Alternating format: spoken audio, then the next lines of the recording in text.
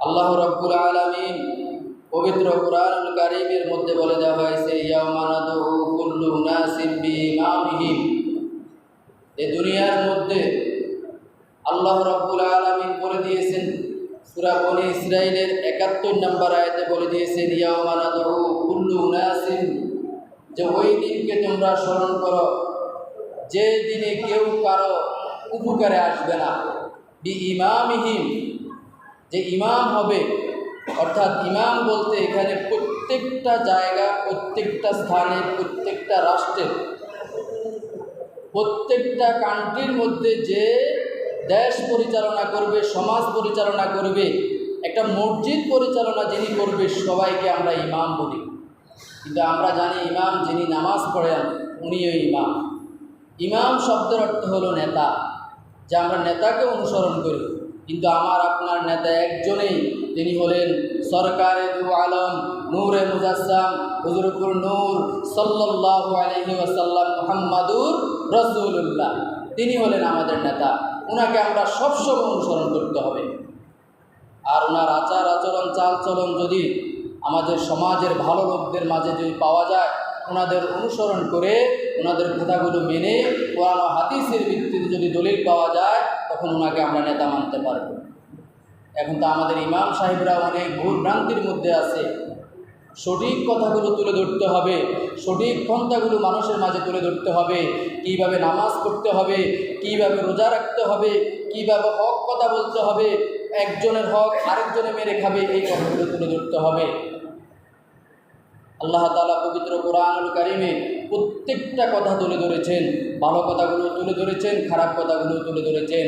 ডানপন্থীদের কথাও বলেছেন, বেহেশতের কথাও বলেছেন, দোজখের কথাও বলেছেন। কিন্তু আমি আপনি মানতে হবে। আল্লাহ তাআলা বলে দিয়েছেন, ইয়াওমা নাদউ কুল্লু উনাসিম বিইমামিহিম ফামান উতিয়া কিতাবাহু বিয়ামিনিহি ফাউলাইকা ইয়াকরাউনা কিতাবাহুম ওয়ালা ইয়াজলামুনা ফাতিলা। আল্লাহ পাক বলেন, স্মরণ করো সেই দিনের কথা যেদিন তোমাদের নেতা সমূহকে, যেই নেতার পিছনে তুমি ঘুরছো, ওই নেতা সহ ডাক দেওয়া হবে।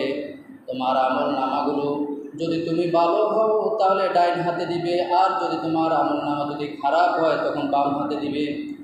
ওই নেতা যদি তোমাকে ভালো পথের জন্য বলে, কোরআন ও হাদিসের পথে দলিল দিয়ে যদি ওই পথগুলো যদি অবলম্বন করে, তখন তোমার ডাইন হাতে আমল নামা দিবে।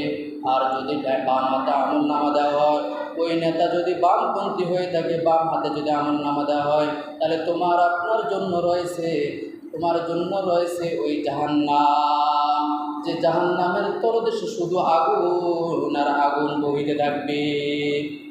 এজন্য নেতা নির্বাচিত করতে হবে সঠিক পন্থার মধ্যে।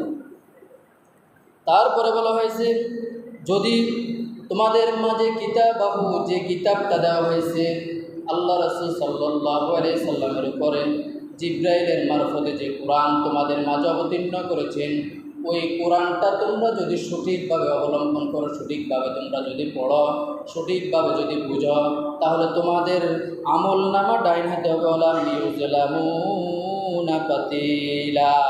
আর যদি সামান্য পরিমাণ ত্রুটি বিচ্যুতির মধ্যে পড়ে যাও, তাহলে জাহান্নাম তোমার জন্য অবধারিত হবে।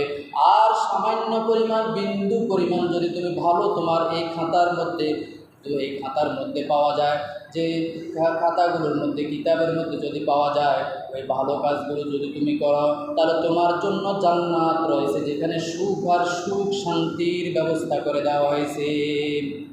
তাহলে এই আয়াত থেকে আমরা বুঝলাম যে আল্লাহ পাক আমাদেরকে দুনিয়াতে পাঠাইছে বিচার দিয়ে, বিবেক দিয়ে। আল্লাহ রাব্বুল আলামিন প্রত্যেকটা জাতিকে বিবেকের প্রশ্ন করা হবে। আপনি বলবেন যে আমরা মুসলমান, আমরা ইমানদার এনেছি, আমার আপনাকেও বিবেকের প্রশ্নের হিসাব দিতে হবে।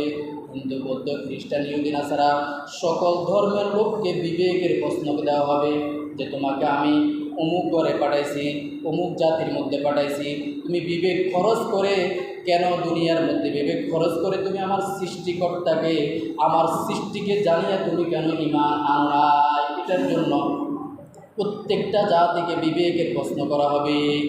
আকল দিয়ে সৃষ্টি করা হয়েছে, জ্ঞান দিয়ে সৃষ্টি করা হয়েছে, এই জ্ঞানটা তুমি কি কি কাজে ব্যবহার করেছো? তাহলে বিবেকের প্রশ্ন আমাকে আপনাকে জিজ্ঞেস করা হবে। আর মুসলমান ইমানদারদেরকে প্রথম প্রশ্ন করা হবে, তোমার বলা হবে আউয়ালু মা ইউহাসাবু বিহিল আবদু ইয়াউমাল কিয়ামাতি আস-সালাত। কিয়ামতের দিন সর্বপ্রথম নামাজের হিসাব নেওয়া হবে। বলবে তুই তো মুসলমান ঘরে জন্মগ্রহণ করেছিস, তুই তো ইমান এনেছিস, তোমার ঘরের মধ্যে তোমার মা বাবা বাপ দাদারা সবাই গোষ্ঠী মুসলমান ছিল, তুই কেন নামাজ পড়স নাই? তুই কেন রোজাগুলো ঠিক মতন আদায় করস নাই? তুই কেন হক কথা বলস নাই? তুই যেন বোনের হক বোনকে দেওয়া হয় দেশ নাই? তুই কেন ভাইয়ের হক ভাইকে দেওয়া হস নাই? নিষ্ঠা জায়গাটা ভাইকে দিয়ে দিস, ভালো জায়গাটা তুমি নিয়েছ। কাল কিয়ামতের ময়দানে প্রত্যেকটা মানুষ, প্রত্যেকটা মুসলমান এই বিবেকের প্রশ্নের হিসাব দিতে হবে আল্লাহর কাছে। আল্লাহ তাআলা জ্ঞান দিয়ে পাঠাইছেন আমাকে আপনাকে। আর জ্ঞান না থাকলে তো সে পাগল হয়ে যাবে, সে পাগল, তার তো কোনো বিচার নাই। পাগলে যদি পিড়ে দেয়, এই তো পাগলে পিড়ে দিচ্ছে, কী জন্য, এর বিচার কী ছিল? এর তো বিচার নেই। তাহলে একজন বিবেকবান ব্যক্তিকে জিজ্ঞেস করা হবে, তুমি যে জ্ঞান পেয়েছো, তোমাকে আমি যে জ্ঞান দিয়েছি, তোমাকে যে আমি নলেজ দিয়েছি, ওই নলেজ দিয়ে তুমি কী কী